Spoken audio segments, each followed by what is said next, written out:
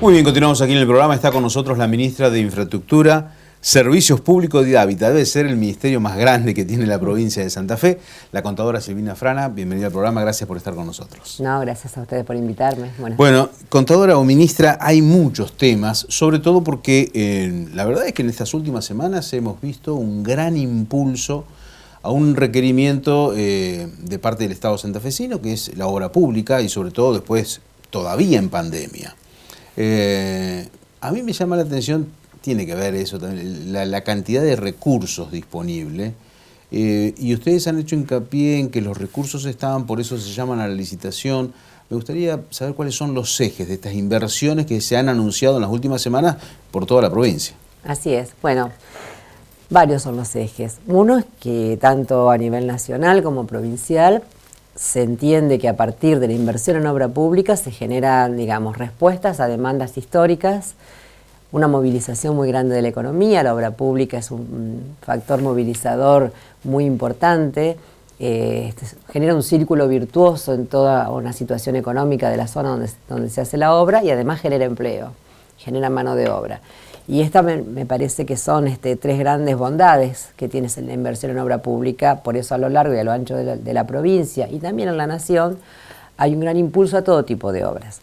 Por un lado esto, por otro lado, digamos, hay ejes que tienen que ver con la salud, que no es solamente la construcción de hospitales. El año pasado se invirtieron más de 2.000 millones de pesos en saneamiento, que tiene que ver con agua potable y cloaca a lo largo. ¿Cuánto dinero? 2.000. Más de 2.000 millones, 1.400 aportados por el Estado Nacional, en un convenio que se hizo a principios del año pasado con ENOSA, y el resto de los recursos aportados por la provincia. También en la mirada del gobernador Omar Perotti está la continuidad de aquella política de Estado que en su momento planteó Silvestre Bernis, que llevó adelante Jorge Obey y que hoy Omar Perotti en este año de gestión y en estos últimos meses lo ha promovido con una gran inversión, como son las rutas transversales. Aquellas rutas que unen la provincia de Santa Fe de oeste a oeste. Nosotros sabemos que tenemos una provincia con profundos desequilibrios entre el norte y el sur. El 20% de la población vive de San Justo hacia el norte, que es, digamos, la superficie más grande. Esto habla a las claras de la necesidad de equilibrar esta provincia, pero también la necesidad de equilibrarla de oeste a oeste, de permitir que todo aquello que se produce en la zona oeste de la provincia llegue a los lugares de comercialización. También no solamente desde el punto de vista productivo, esto es importante, también es importante desde el punto de vista de la comunicación de la gente. Cuando un Estado invierte en infraestructura como esta, permite que la gente pueda quedarse a vivir, si así lo decide, en el lugar donde nació. Vivir, crecer, desarrollarse. Y estas son políticas de arraigo, de lograr que la gente, digamos, no tenga que irse a las grandes ciudades, muchas veces a engordar aquellos, digamos, cinturones de vulnerabilidad y pobreza, sino que se quede en su lugar y pueda desarrollarse. Bueno, una política, digamos, una realidad migratoria de la provincia del norte, un norte que todavía tiene mucho por hacer y que eso hace que la gente no tenga expectativas de quedarse a vivir allí. Bueno, lo que se procura es eso. Por eso hay una política, como dice el gobernador, una política de arraigo, de generar condiciones para que la gente pueda vivir en el lugar donde se desarrolló.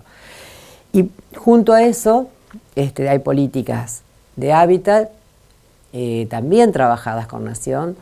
Hemos planteado planes de vivienda a lo largo y a lo ancho de la provincia, algunos con fondos de la propia provincia y otros con fondos nacionales. En esta última semana se desarrollaron 4 licitaciones por el plan Casa Propia, un plan planteado por Nación, Casa Propia, Construir Futuro. Y bueno, ayer casualmente en las localidades de Galvez y El Trébol se llevaron adelante licitaciones por más de 101 viviendas. Así que, por eso digo, hay una mirada integral con políticas concretas. Y también el gobernador tiene como objetivo fortalecer toda la infraestructura que permita al turismo. Hoy hablar de turismo en época de pandemia parece algo fuera de realidad, pero todos aspiramos en que, si Dios quiere, pronto salgamos de esta situación y la provincia tenga condiciones para desarrollar esta industria sin humo, pero que genera mucha demanda de mano de obra. Por eso cuando hablas de rutas transversales, hace unos días licitamos en Calchaquí un ingreso a la Laguna Cristal, que fíjate que yo en ese momento comentaba que uno de mis hijos en algún momento, hace unos cuantos años, fue a pasar sus vacaciones allí y muchos no conocíamos de qué se trataba. Y es un lugar muy hermoso de nuestro norte, de nuestro interior profundo, que por supuesto para que pueda desarrollarse el turismo necesitas caminos de ingresos, necesitas infraestructura. Bueno, todos estos son los ejes que Omar Perotti nos plantea y que a pesar de la pandemia, a pesar de las dificultades económicas, no dejamos de trabajar en este sentido. En el caso específicamente de las rutas transversales, o de hecho he leído que en varios lugares he escuchado los anuncios de repavimentaciones, de mejorados, ¿esto se hace mediante un sistema de licitación? ¿Vialidad controla, no tiene la capacidad operativa para hacer ellos la obra? ¿O cómo funciona? No, todos estos fueron licitaciones entre los meses de junio y julio. A terminar julio, solamente en Vialidad Provincial, que está haciendo un trabajo con su administrador Oscar Secchi muy importante, se licitaron más de 13.000 millones de pesos. 13.000. 13.000 millones de pesos. Obviamente, siempre con la instrucción de Omar Perotti que va definiendo, digamos, los ejes o las obras concretas para dar cumplimiento a estos grandes ejes que te comentaba al principio. Sí, más o menos, ¿cuál es el plazo de ejecución de estas obras? Depende, hay un plazo promedio de 12 meses, pero depende, hay obras más pequeñas que pueden llevar 6, 8, depende la dimensión de la obra, ¿no? Y en el caso de las viviendas, porque bueno, se vienen anunciando en diferentes lugares de la provincia, y con esta modalidad mixta, digamos, la nación, la provincia con los planes propios, y también en qué tiempo se ejecutan esas. Y por ejemplo, las que se licitaron ayer todas tenían 12 meses de ejecución a partir de la firma del contrato. Vos abrís la licitación, sí, aproximadamente entre 45 y 60 días lleva seleccionar la oferta más conveniente, porque se hacen estudios de cada oferta. Bueno, una vez que se adjudica, a partir de ese momento, ayer las que se licitaron tenían 12 meses de ejecución como plazo previsto, que después son plazos verificables, porque si las condiciones del tiempo son buenas, a veces se demoran, en fin, hay distintas situaciones, pero el plazo previsto es ese. Y yo también trato de ser muy prudente cuando hablo de plazos, porque en pandemia nos ha pasado que, bueno, muchas veces una cuadrilla ha tenido que aislarse por contagios, bueno, poner otra cuadrilla lleva otro tiempo, así que vamos viendo en cada caso cómo se desarrollan las cosas. En algún momento se habló del tema del tren y hay varios anuncios del tren, pero uno de ellos es el de Paiva hasta la capital de la provincia. ¿Y cómo está este proyecto? Mira, hoy esto tiene varias aristas, ¿no? Por un lado está el tema de la recuperación de vías o el reemplazo de vías, que si uno pasa, yo siempre digo, paso por la calle Vélez Sarsfield, acá en la ciudad de Santa Fe, que es paralela a las vías que llegan a la estación Belgrano, uno puede ver que se está trabajando en la sustitución, en el arreglo de las vías. Por otro lado, el tren planteado, el tren previsto para ese lugar, ya está prácticamente listo para poder instalarlo, y hoy con la Nación estamos trabajando en la recuperación y en algunos casos en la construcción de las estaciones. Vos sabés que a lo largo del tren que va de la estación Belgrano a Laguna Paiva hay estaciones construidas en otro tiempo, bueno, algunas hay que arreglarlas, otras que hay que resolver algunos temas de usurpación. En el caso particular de la estación Belgrano estamos trabajando con la municipalidad porque, bueno, todos sabemos que allí las vías que llegan a la estación fueron cubiertas por cemento para actividades artísticas, con lo cual se planteó primero en que llegue a la estación, Nación quería que llegue a la estación, bueno, después se vio que era mucho más complejo y costoso romper lo que estaba hecho que construir un apeadero, o sea, una estación al costado de la Belgrano con una playa, yo diría, multimodal para que estacione no solamente el tren, sino taxis, autos, bueno, a lo mejor alguna línea de colectivo, eso está por verse. ¿Eso vendría con una inversión de la Nación? En general con una inversión de la Nación y algunas cosas va a financiar provincia. Y con respecto al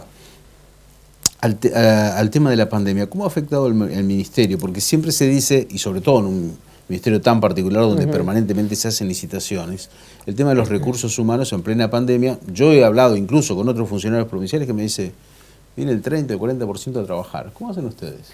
Y bueno, también tenemos esa realidad porque claramente hubo que proteger a la vida de las personas, entonces las personas de riesgo no vienen, muchos trabajan desde su casa, en burbujas, bueno, Por eso yo cada vez que abrimos una licitación con el gobernador le agradecemos mucho a los trabajadores y trabajadoras que siguen viniendo, que siguen trabajando desde su casa, que siguen comprometidos con la gestión, porque para poder llevar adelante todo este trámite necesitas el recurso humano. Y sí, tenemos dificultades, por eso algunas cosas demoran más de lo que quisiéramos, porque no contamos con todo el personal que necesitamos. ¿Y eso influye directamente en las licitaciones?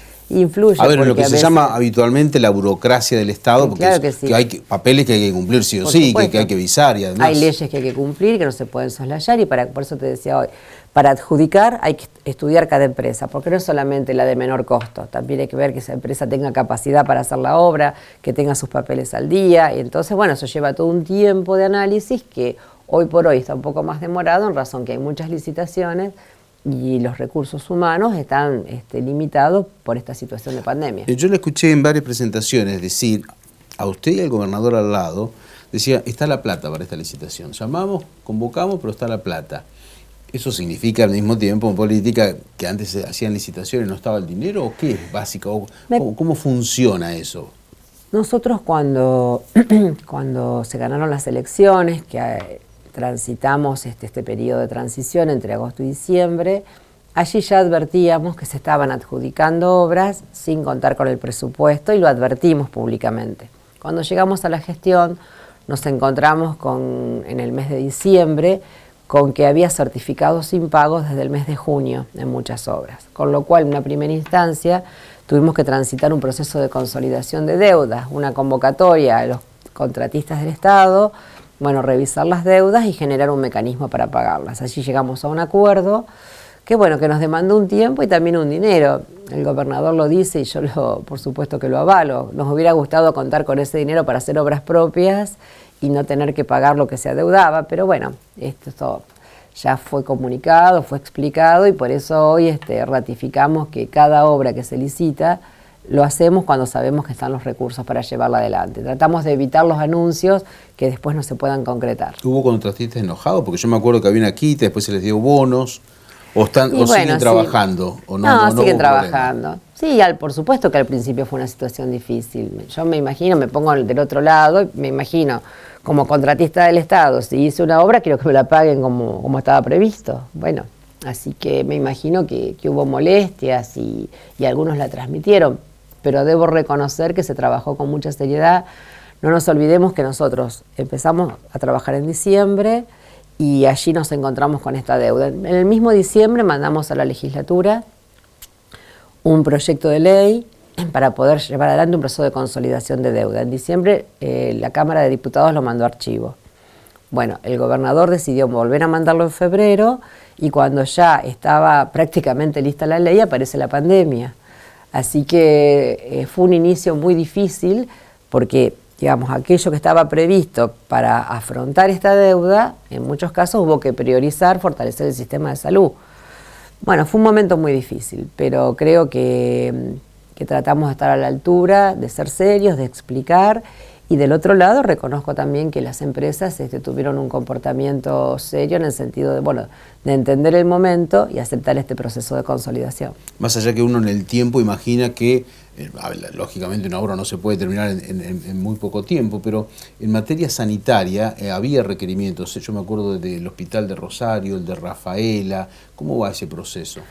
La verdad que el gobernador lo puso como prioridad. Pero ¿qué pasa en Rosario con ese gran hospital? Nos encontramos con un hospital de una dimensión que cualquiera que pase por el lugar podrá ver que es muy importante, comenzado una obra hace 10 años, más de 10 años, y que no tiene los servicios básicos. Es un lugar que no tiene, ¿Cómo no tiene no tiene agua, no tiene cloaca y no tiene luz. Y eso va a demandar una inversión muy importante, que es la primera etapa, que ya estamos... pero discúlpeme, ministra. No, por favor. La verdad me sorprende, por eso lo quiero Está bien. Repreguntar. ¿Hicieron el hospital sin agua, sin cloaca y sin luz? No fue lo único. El hospital de Rosario es así.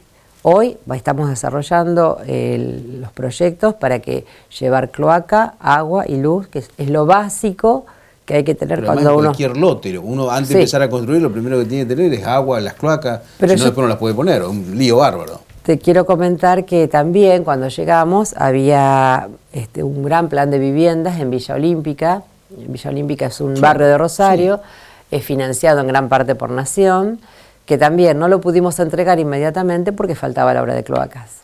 Así que nos demandó un tiempo, incluso la necesidad de convocar a los vecinos y las vecinas que nos reclamaban la entrega de las viviendas, pero hubiera sido muy irresponsable entregarlas sin la obra de cloacas. Así que allí hubo que hacer la obra de cloacas. También en el Cárcano, en el Instituto de Formación de Reconquista, bueno, hoy digamos está la obra terminada, prácticamente próxima a inaugurar, pero va a demorar porque faltan las cloacas, falta la obra de cloacas.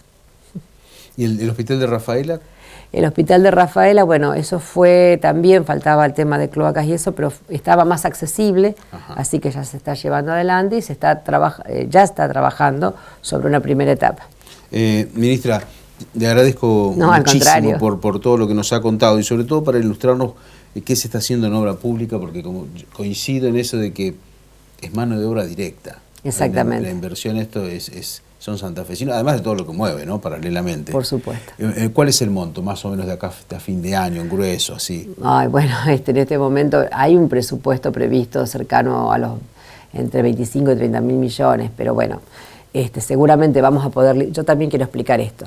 Uno licita, entonces compromete parte del presupuesto para afrontar esa licitación. Pero apenas empieza la obra, el primer pago es a los 60 días, así que a lo mejor en el gasto no se va a ver inmediatamente. Se va seguramente si el año que viene va a haber una ejecución más alta, pero hay que prever la plata porque, bueno, hay que ser responsable al momento de licitar. Ministra, muchísimas gracias por su tiempo. Gracias a ustedes.